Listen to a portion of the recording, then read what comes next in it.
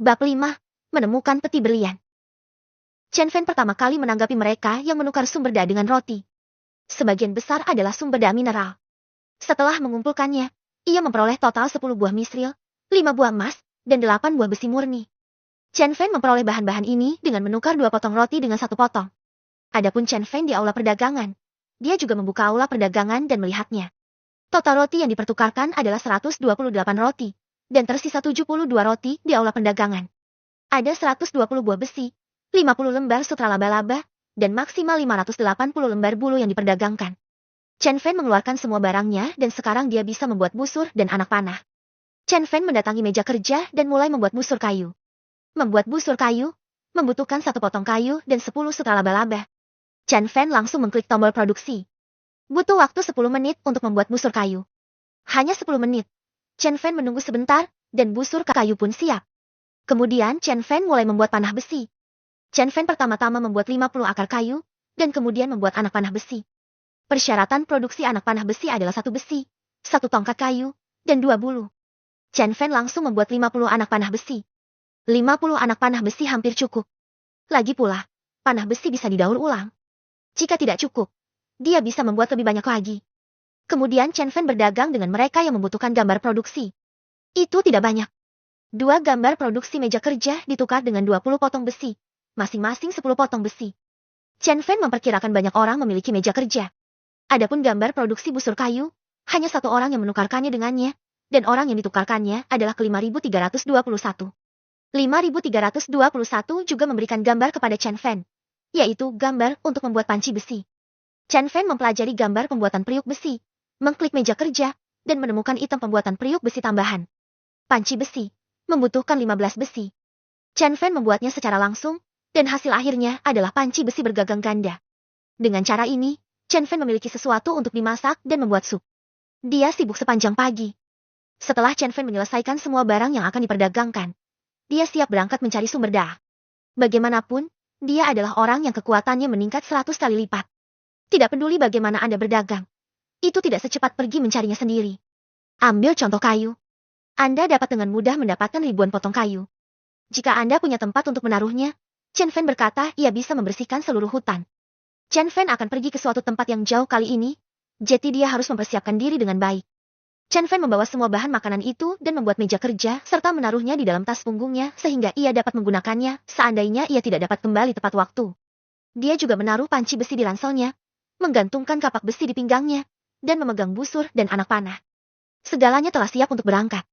Chen Fan langsung masuk ke hutan dan berjalan menuju kedalaman pegunungan. Dia berjalan lebih dari 1 jam, tetapi tidak menemukan apapun.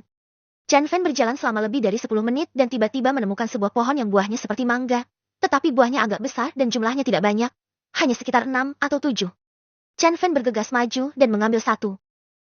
Dapat 1 mangga, tingkatkan jumlahnya 20 kali lipat, dapatkan 20 mangga. Itu benar-benar mangga. Tapi mangga ini benar-benar besar. Hampir seukuran 3 telapak tangan orang dewasa. Chen Fan menemukan bahwa benda-benda di dunia ini umumnya lebih besar. Tetapi dia tidak tahu apakah hewan juga lebih besar. Hal ini membuat Chen Fan lebih berhati-hati. Dia memasukkan ke-20 buah mangga itu ke dalam ranselnya dan dengan hati-hati mengamati keadaan sekelilingnya. Setelah menyadari tidak ada bahaya, Chen Fan pun segera memetik mangga tersebut. Dapat 1 buah mangga, tingkatkan jumlahnya 10 kali lipat. Dapatkan 10 buah mangga. Dapat 1 buah mangga, tingkatkan jumlahnya 60 kali lipat. Dapatkan 60 buah mangga. Mendapatkan 1 buah mangga, kualitasnya meningkat 80 kali lipat. Dan memperoleh 1 buah mangga emas mutu 1. Dapatkan 1 buah mangga, tingkatkan kuantitasnya 20 kali lipat. Tingkatkan kualitasnya 50 kali lipat. Dapatkan 20 buah mangga prakualitas 1. Dapat 1 buah mangga, tingkatkan jumlahnya 40 kali lipat. Dapatkan 40 buah mangga. Chen Fan memetik semua mangga. Yang tidak ia duga adalah kualitasnya meningkat 2 kali lipat sekaligus. Chen Fan memasukkan semua mangga ke dalam ranselnya dan hanya ingin melihat mangga emas kelas 1. Tiba-tiba, beberapa suara. Cicit, cicit. Terdengar dari sebuah pohon. Chen Fan buru-buru memasukkan mangga itu ke dalam ranselnya, mengambil busur dan melihat ke arah pohon. Dia melihat 5 atau 6 monyet besar di pohon, berteriak dengan marah.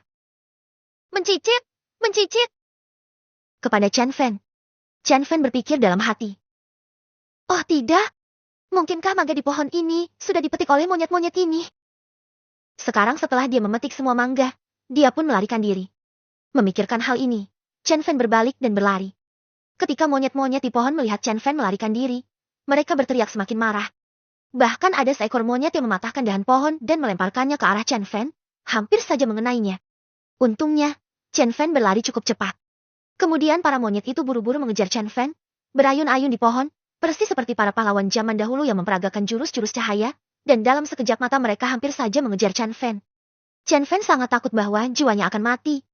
Melihat monyet yang lebih tinggi darinya, dan memiliki kekuatan untuk mematahkan dahan setebal mangkuk, hanya dengan jentikan tangannya, Chen Fan benar-benar ketakutan. Meskipun dia tidak benar-benar mati, 20 tahun hidupnya akan tetap dikurangi. Chen Fan benar-benar tidak ingin tersingkir seperti ini. Chen Fan berguling dan merangkak maju sambil bersumpah dalam hatinya bahwa jika kekuatannya sudah cukup, dia akan kembali dan menghajar monyet-monyet ini.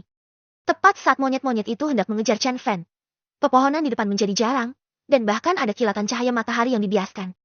Mata Chen Fan berbinar. Itu adalah sebuah danau. Chen Fan dengan cepat mengerahkan seluruh kekuatannya dan melompat ke depan. Dia keluar dari hutan dan melihat sebuah danau besar di depannya. Di sekitar tepi danau, banyak hewan minum air dengan santai. Tampaknya tidak ada sesuatu yang berbahaya di dalam air. Melihat monyet itu hendak mengejarnya, Chen Fan tidak berani menunda dan melompat ke dalam air. Dia tidak peduli apakah ada bahaya di dalam air atau tidak. Dia ingin berurusan dengan monyet itu terlebih dahulu. Setelah Chen Fan melompat ke dalam air, monyet itu pun ikut datang ke danau. Melihat Chen Fan melompat ke dalam air, monyet itu hanya bisa mencicit kesal di tepi danau, mengambil batu-batu di tepi danau dan melemparkannya ke dalam air, sambil mengeluarkan beberapa suara keras. Bang! Bang! Bang! Percikan air yang besar meledak, membuat hewan-hewan di sekitarnya ketakutan. Begitu Chen Fan melompat ke dalam air, dia mendengar suara keras datang dari dalam air. Dia tidak berani mengangkat kepalanya dan bergegas maju. Setelah berenang cukup jauh, Chen Fan memberanikan diri untuk menoleh ke belakang dan mendapati beberapa batu besar tengah berjatuhan perlahan-lahan.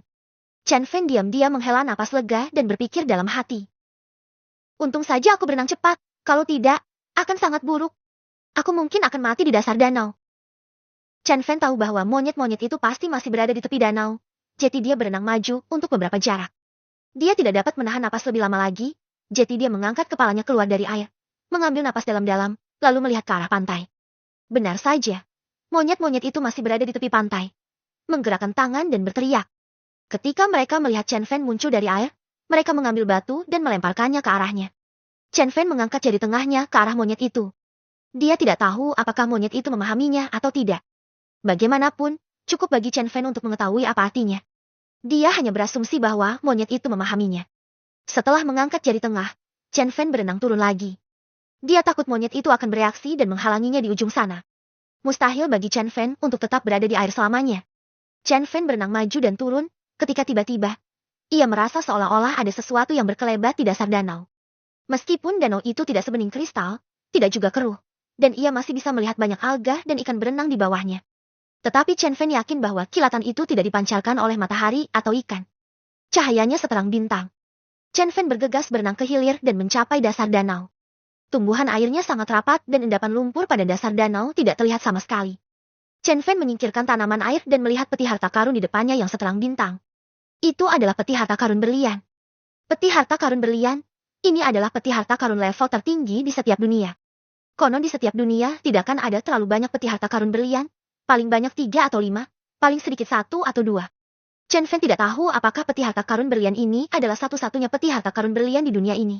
Tetapi dia dapat dikatakan sangat beruntung mendapatkan peti harta karun berlian ini. Pada saat ini, Chen Fan diam-diam berterima kasih kepada monyet-monyet itu. Kalau saja dia tidak dikejar oleh monyet-monyet yang tidak ada jalan keluarnya, dia tidak akan melompat ke dalam danau dan tidak akan menemukan peti harta karun berlian. Siapakah yang menyangka bahwa di dasar danau terdapat peti harta karun berlian? Chen Fan menggosok tangannya dengan penuh semangat, lalu mengangkat tangannya dan menyentuh peti harta karun berlian. Seolah teringat sesuatu, Chen Fan buru-buru menarik tangannya dan mengamati dasar danau dengan gugup. Danau itu tenang, dengan tanaman air yang bergoyang dan ikan-ikan yang berenang santai. Tidak ada bahaya sama sekali. Chen Fan merasa aneh. Biasanya, peti harta karun tingkat tinggi dijaga oleh binatang buas yang kuat. Dia tidak tahu mengapa peti harta karun berlian ini tidak dijaga oleh apapun. Chen Fan melihat sekeliling lagi dan melihat bahwa keadaan masih sepi. Dia perlahan-lahan mengulurkan tangan ke peti harta karun dan menelannya dengan gugup. Melihat masih tidak ada bahaya, Chen Fan membuka peti harta karun itu. Tiba-tiba, cahaya bersinar di mana-mana. Setelah cahaya memudar, Chen Fan meraih peti harta karun dan menyentuhnya. Bab 6.